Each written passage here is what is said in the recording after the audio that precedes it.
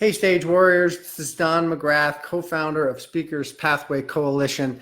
And maybe about a month or two ago, I made a video. I love analyzing talks. That's kind of my jam. That's what I do. And not just for the members of Speakers Pathway, but I just love it in general. And I've been coach at some TED events and TEDx events. And so I really love just analyzing talks. And so maybe a couple of months ago, I analyzed Simon Sinek's TEDx talk, which is actually on TED.com. It's actually, I think, the third most viewed TED talk of all time with over 42 million views. And it's about how great leaders lead with why. And so I did an analysis of it. I just kind of went through it, provided some thoughts, some insights on kind of what I thought of the talk itself, why it worked, maybe some things that Simon maybe could have even enhanced. And so I really just kind of breaking down the flow of the talk, breaking down what I felt really worked for it, why it worked. And so I thought I'd do this and people loved it. People absolutely loved it. So I thought, heck, people liked it. Why don't I do it for the top TED Talk of all time, which is by Sir Ken Robinson. And it's the title of the talk is "Do Schools Kill Creativity?" Talk about a punch in the mouth for a title, right? So he's an educator. And this TED Talk has over 52 million views. I don't know where it is today, but it has a lot of views. And I took a course on comedy maybe a year or two ago, and it said that this top TED Talk, which is this talk, has more laughs per minute than the funniest Seinfeld episode. So, I got very curious. I haven't counted them, so I don't really know that for a fact, but I assume it's a fact. Hey, AT, thanks for joining. So the top TED Talk of all time, more laughs per minute than the funniest Seinfeld episode. So I believe that's really a big part of the reason this talk really works and why it has over 52 million views on TED.com. So, Sir Ken Robinson, he's kind of an unassuming guy. He even has a little bit of a limp. He's not one of these dynamic speakers. He uses some hand gestures. He uses no slides in this thing, not a single slide. Okay, so he broke a lot of what we normally would think of would be, really captivating talk. And I just wanted to kind of walk through the things that so I'm a big fan of analyzing things in language, analyzing things in scripts. So I've actually printed out the script. Did you know on TED.com, you can actually print out the transcript of every single TED Talk on TED.com? You can do it. Just Google it. You'll figure out how to do it. It's very easy. So I did that for his. And so let me kind of tell you what my thoughts are. So Sir Ken Robinson comes out on stage, very unassuming. He's got a British accent. I think he's a professor and across the pond. And he comes up, "Good morning, how are you?" So he does things that I wouldn't do. In fact, when I coach people, I say, if you have a short talk like this, less than 30 minutes, you really have to just get people's attention very quickly. So instead, he kind of comes out, "Hey, it's been really fun, hasn't it? It's been really great, hasn't it?" He says, "I've been blown away by the whole thing." But then he does what's really brilliant. Here's why this whole thing works. Next thing he says is, "In fact, I'm leaving." So boom, like within his first line, he totally gets us with his dry British humor.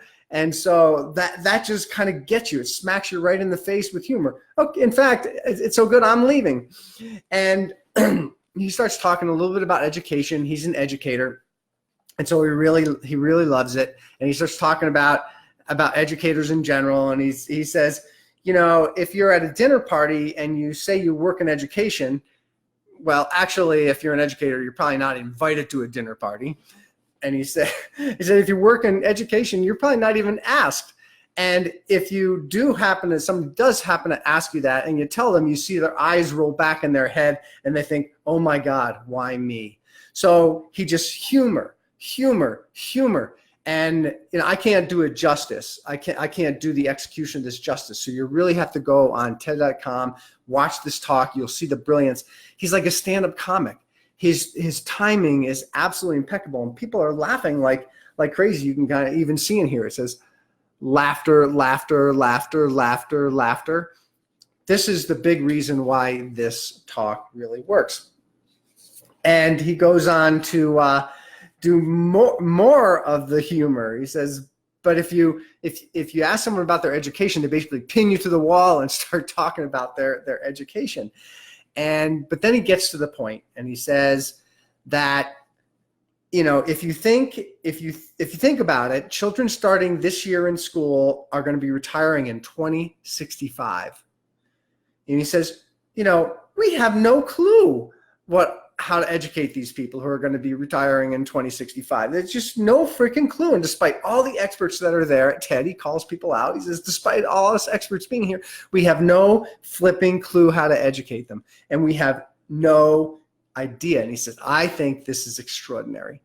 So that's when he really brings up the point, which is we have no clue about what the new generations are going to require in terms of education. In fact, he's going to go on and tell us how what we're doing is all wrong and why it's all wrong. And he goes and he says very explicitly, so here's the problem statement. And my contention is all kids have tremendous talents, and we squander them pretty ruthlessly. Think about that language. Think about that language. We squander them ruthlessly. Our children's creativity. Doesn't that just hit you? Doesn't that just hit you? So he hits us with humor, he softens us up, and then he hits us with a very, very powerful statement. He goes on to say, my contention is that creativity now is as important in education as literacy, and we should treat it with the same status. So boom, now he's leaning into it. Now he's saying, I'm going to make a stance here and say that what we're doing is wrong, and I'm going to tell you how. And then he comes right with the humor again. He says, all the kinds of applause happens, right? And then he says, well, that was it, by the way. Thank you very much. So 15 minutes left, huh? Well, I was born and people are laughing. He laughter. He goes, so he pretends like he's done. And that is absolutely brilliant. So then the laughter subsides. And well, what does he do? He tells the story about a child that demonstrates that kind of leads to his point, okay? And I'll read the story because it's so good. I just have to read it because I can't do it justice. I heard a great story recently. I love telling it, of a little girl who was in a drawing lesson. She was 6, and she sat at the back drawing. And the teacher said this girl hardly ever paid attention, and in this drawing lesson, she did. The teacher was fascinated. So she went over to her and she said, what are you drawing? And the girl said, I'm drawing a picture of God. And the teacher said, but nobody knows what God looks like. And the little girl said, they will in a minute. I love that story. So again, with the humor and obviously tons of laughter. And then he goes on to tell more humor about, when my son was 4 in England. Well, actually, he was 4 everywhere, to be honest. In fact, everywhere we went, he was 4. So he just like a stand-up comedian, like Bob Newhart, he just hits us over and over again. And some of his little stories don't even have any relevance to his point, but they're just so doggone funny. Then he goes on to tell a story about how his son was in the Nativity play, and he got the role of Joseph, and how they were so thrilled. He was like the star of the show, Joseph, even though he had no lines. And so he just makes fun at this, and he just has such a fun time at it. And he goes on to tell this story about how, the 3 boys were supposed to be the 3 kings, what is it? Gold, frankincense, and myrrh. And when the 3 boys came out, it was their time to say the line, we bring you gold and frankincense and myrrh. And the 3 boys were kind of nervous, and they actually their order got screwed up. So they said, the first boy says, I bring you gold. And the second boy says, I bring you myrrh. And the third boy said, Frank sent this. And again, uproarious laughter. And his point, now is his point. So you tell a story, make a point. So the point he made was that, children are creative. If they don't know the answer, they're not afraid to just wing it. They just go out on a limb. They're like, well, Frank sent this. The kid got messed up. He got turned around. He didn't know, so he just winged it. And that little girl, well, she just winged it. She wasn't afraid to go out on a lesson. She didn't know that she wasn't supposed to know what God looked like. So really, really just think about how powerful that is. So tell the story, make a point. And if you're one of our members and you've taken the courses about speaking, you'll know never make a point without a story, never tell a story without a point. So, and then one of the things I love is he does like formulaically what I love to teach is he ties a bow around it with a quote. And he said, Picasso once said, he said that all children are born artists. The problem is to remain an artist as we grow up. I believe this passionately, that we don't grow into creativity, we grow out of it, or whether we get educated out of it. So why is this? Powerful, boom. So he ties a bow around that with the Pablo Picasso. Then he goes on to make us laugh even more and more about how he made this transition from England to Los Angeles and how shocking that was. And then he goes on to tell the story that it's kind of pointless, but it's really, really funny. And that's why this whole talk worked. He says, actually, he lived in a place called Snitterfield, just outside Stratford, which is where Shakespeare's father was born. And you struck by a new thought. You don't think Shakespeare having a father, do you? Because you don't think of Shakespeare being a child, do you? Well, Shakespeare being 7, I never thought of it. I mean, he was 7 at some point. He was in somebody's English class, wasn't he? And uproarious laughter. He says, how annoying would that be? You know, they says, oh, Shakespeare, I must try harder. Then he's being sent to bed by his dad saying, go to bed now, William, and put that pencil down and stop speaking like that. It's confusing everybody.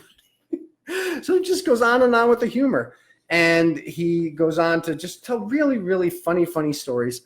And you just gotta watch the whole talk.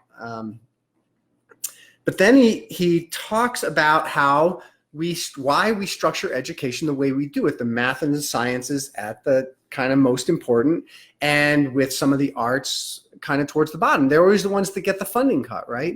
The physical education, things to do with our bodies, things to do with the arts, they get cut. And he goes on to explain why. His assertion is it's the Industrial Revolution needed people who knew how to do stuff with the arts and with the sciences and math, and that we needed those skills. And so we trained workers to do that. And he said, well, things have changed now. This isn't the Industrial Revolution anymore. And now what we're doing is outdated, and it's not really going to work for the people who are going to retire in 2056. And he goes on to tell this he talks about, we're basically training everyone to be a university professor. And he said, and he is one, or he was one.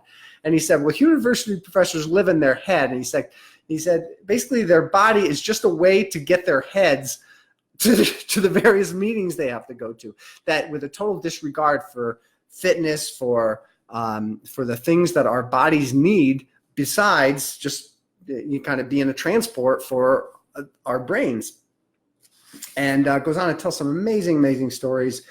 And he goes on to tell another very, very touching story about a woman who ended up being a dancer, like a world-renowned dancer, and how when she was a child, she was diagnosed with basically attention deficit. And they took her to a doctor, said something must be wrong with her. All she does is jump around and dance around. And how basically they went from doctor to doctor to doctor, and they were getting ready to put her on meds. And one doctor he met with the kid and her mother, and sent the mother out, talked to the kid, and then left and had the mother look in at what was happening when they left the room. Their daughter was dancing around. And he said, there's nothing wrong with your daughter. Your daughter's just a dancer. And, some other doctor may have medicated her and, never really encouraged her to do what her passion was. So just really touching stories about children. He goes on to talk about the history of education and how it's not really working anymore. And then just really wraps it up with a call to action that's, that basically says, this is our job. Our job is to give these kids that future. We need to take a whole relook at our education system, and we need to move creativity to the top. And we need to recognize that every child has their brilliance. Every child has their genius, and stop marginalizing the kids who don't fit into our idea of this industrial what the industrial revolution required. He said it's ludicrous. So that's our job. And he has taken this up as his mission now. And so he does a lot around the world to revolutionize education and make sure that we are really encouraging creativity in our schools. So absolutely fantastic talk. You have to watch it. You'll laugh your full head off. So, but the reason this really works is his use of humor. His timing is impeccable. He tells incredible stories about the children, really heartfelt, wonderful, touching stories. And he follows that paradigm of get attention, what's the problem, tell the story, make a point, tell more stories, make a point, have a call to action. It's formulaic, and he follows it beautifully. And so what works is though there's the humor and the way he walks us through, and he's just so eloquent in how he does this, and he's just so doggone funny. He keeps our attention the whole way, even though some of the stories don't have anything to do with this point, and they're totally irrelevant. They're funny as heck. So there are about 15 different things that I look at when I look at one of these talks. And I did this rating for Simon Sinek. I got a little flack back from people saying, who are you to criticize Simon Sinek? Well, it's not criticism. This is just my opinion. Okay. So these are just I rate on a scale from 1 to 5, 5 being the best, 1 being the lowest, various elements of a talk. And so for this particular talk, for Sir Ken Robinson, for his opening, I gave him a 4. He kind of came out a little bit, didn't really jump and get our attention, but very quickly he got us with that zinger about, okay, in fact, I'm leaving. And so I gave him a 4 out of 5 for his opening. Just, he languished a little bit with the, hey, how you doing? In terms of getting to the problem, I thought he got right to the problem, made some very, very bold, incredible, powerful statements about what the problem is and what he believes. He made a strong assertion. So I give him 5 out of 5 for the problem statement. In terms of stories, I give him 5 out of 5. His stories are just incredible. Watch the video. You'll laugh your butt off. In terms of his call to action, I thought his call to action was a little bit on the weak side. I gave him 3 out of 5. I thought he could have been more prescriptive of here's how to get involved. But he did have a call to action at the end. He said, this is our responsibility to change this. For humor, I give him 5. Obviously, it's one of the funniest gosh darn things you'll ever watch from a university professor. And in terms of engagement, I think the humor, I gave him 2 out of 5 for engaging. But if you take the humor out, he didn't do a lot of things to really engage us, engage me. Not a lot with visuals, not a lot with body language, not a whole lot with intonation. But his humor, see, I kind of excluded the humor in that. So I gave him 2 out of 5. One of the important things is to challenge beliefs. And so he challenged my belief about education, what I believe is important in education. I'm an engineer. I have my PhD in electrical engineering. So obviously math and science are a strong belief for me. So he did a great job of challenging my beliefs about what is important. In terms of a personal story, he told a lot of stories, but the closest he came is telling a story about his son. And his son, it was almost kind of irrelevant. It was kind of more a point of humor than anything. So he didn't really draw us in and get us to know him. So I gave him 2 out of 5 for a personal story. Personal story creates engagement with the speaker. That's why it's on my list. In terms of body language, he used hand gestures. He didn't do anything distracting. He said ums a few times. So I gave him 3 out of 5 for body language. For voice tone, I gave him a 4. He does a great job with his voice. His voice goes up and down. That's part of his timing in the things that he says that are humorous. And in terms of visual aids, I gave him a 3 out of 5. He didn't really have any, but it didn't hurt.